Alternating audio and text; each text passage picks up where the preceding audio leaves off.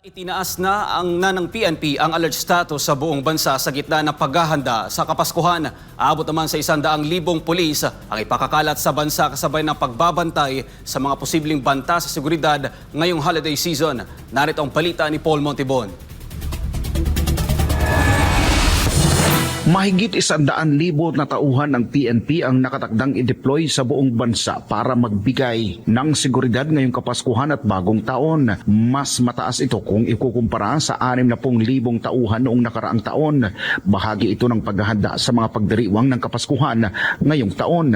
Agad na tiniyak ng Philippine National Police na nanatili silang naka-high alert upang maiwasan ang anumang insidente at pangalagaan ang kaligtasan ng bawat Pilipino. Ayon naman kay PNP Chief Police Lieutenant General Jose Melencio Nartates Jr., inatasan na ang mga unit ng pulisya sa buong bansa na paigtingin ang kanilang presensya sa mga pampublikong lugar, pangunahing lansangan at mahalagang lugar kung saan inaasahan ang mga aktibidad at pagtitipon ngayong Kapaskuhan. Binigyan din ni Lieutenant General Nartates na inatasan ang mga unit ng pulisya para paigtingin ang kanilang presensya lalo na't may nangyaring walang habas na pamamaril sa Sydney, Australia na ikinasawi ng hindi bababa sa 16 na katao. Sa ngayon, bagaman wala pa namang namamata ang pangunahing banta sa seguridad ng publiko, tiniyak pa rin ng PNP na handa silang tumugon sa anumang emergency.